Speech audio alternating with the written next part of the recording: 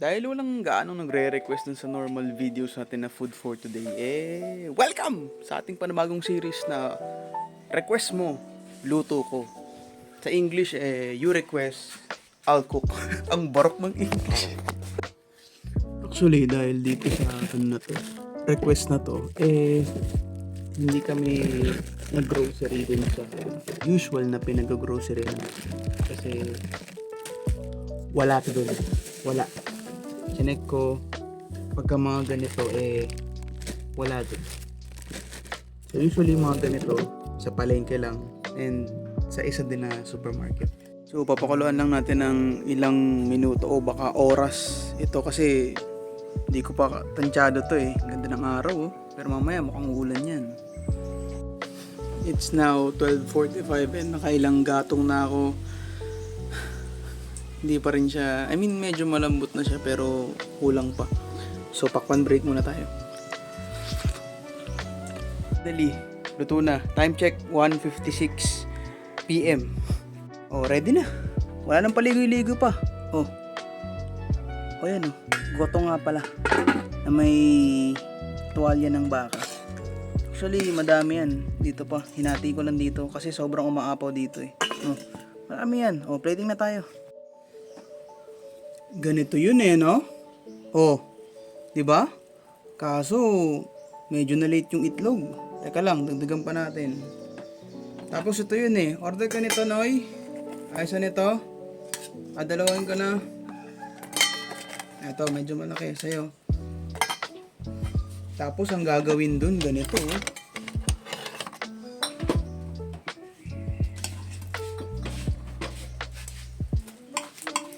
gupitin na ganyan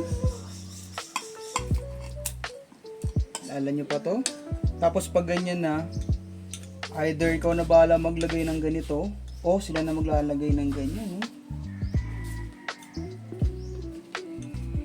Yung suka nito, yung kahit anuin mo, kahit higupin mo, yung hindi ka masusuka kasi malinamnam, masarap at medyo diluted na. Nagdagan ba natin ng sibuyas? Tapos ikaw na bahala kung lalagyan mo din ng chili oil, no? Chili oil, chili garlic oil. Ikaw na bahala. Tapos yung iba, meron ibang mga stalls, may mga seasoning pa, liquid seasonings pa na ikaw na bahala kung maglalagay ka. Diba? Para lagyan na rin natin ng konti. Ayan. Iba pa, meron pa palang yung paminta, meron pa. Lalagyan nila ng, ikaw na bahala maglagay ng paminta. O tara, kain na tayo. Tingnan mo nga naman yan.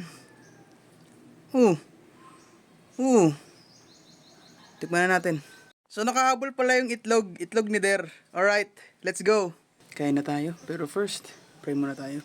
Lord, we thank you for this food, for a new day, and for every blessing and every hardship. Bless this food, Lord, and dine with us. This is our prayer in Jesus' name. Amen. Una, syempre, yung kalamansi muna. So, yung nag-request pala nito is ninang namin.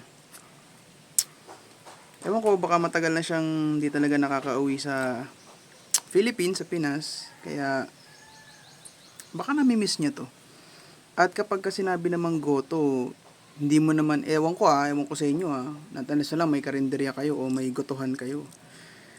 Ang masasabi mo ang mamimiss mo is yung sa mga stalls, lalo na kung laki ka sa Manila. Halo na natin. Wala pa tong chili oil, baka ayaw nyo nun. Ito.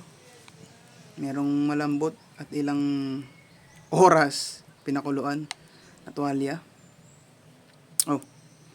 First bite, sa'yo muna. Ikaw nag-request Kaya mo na. Okay. Tignan natin.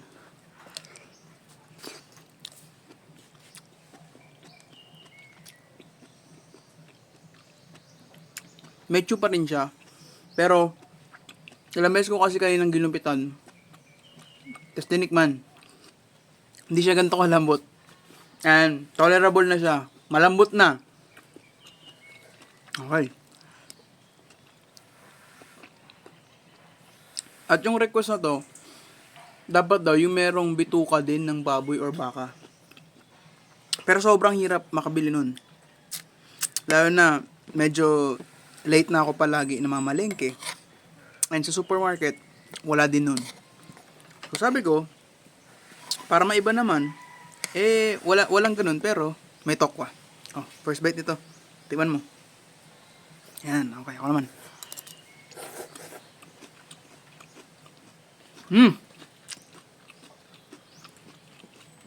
Nakakain ka na ba dito sa ganun? Saan? Sa Gotohan, sa Manila. Tatayo ka lang, ganun, hindi pa? Sa ilalim ng LRT, MRT, wala. At least, first na goto niya dito sa bahay. And actually, kaya tayo may series na ganito para ma-explore ko din. Ma-challenge din ako na magluto-luto pa. Lumawak yung kaalaman ko sa pagluluto. Kasi iba yung alam mo kung paano lutuin yung isang dish kaysa sa naluto mo na. Pagka naluto mo na, kahit ilang beses pa yan, paunti-unti, nagkakaroon ka ng mastery dun sa bagay na yun. So para sa akin, pasado ba to? Oo, pasado. Para sa first time nagluto ng ganito, pasado. Pero kung ano siya, kahit pang karinderya or kahit pang lako, pwede din siya. Kung may babaguhin lang ako dito, siguro yung ewan ko kung nakulangan ba yung parang saffron something pampakulay or meron talaga silang nilalagay doon na turmeric. Naubusan kasi ako ng turmeric, akala ko meron pa. Yun lang. Tapos yung lapot niya, kasi medyo natagalan hinintay namin yung itlog. Tapos nag-video pa, kaya medyo natayuan pa yung goto na nakasalang doon sa apoy. Kaya ganun. Pero tingnan mo, nagtutubig naman siya eh. 'Di ba? Ayun nagtutubig naman siya pagka kalaunan, pagka nahalo-halo mo na. Malambot yung tolerable siya. Hindi siya super duper lambot na melts in your mouth. Meron pa rin siyang chew, which is, ewan ko, parang ganun din ata yung dun or medyo mas malambot pa, ng onti pa. Kasi yung doon, naalala ko nun, gutom na gutom ako, tapos tumikim ako nun. Malambot siya eh. Yung bawat nguya mo, durog agad siya. Hindi na siya yung sobrang medyo mature. Kaya sa mga ganito, hindi ko masabing cooking show, cooking videos. Kasi tinatamad talaga ako mag-shoot nung kada step mo. Iaanggulo mo yung camera, yung cellphone. Kaya yung final product na lang. Ikaw, baka meron ka ding namimiss na luto or gusto mong ipaluto. Comment mo na dyan.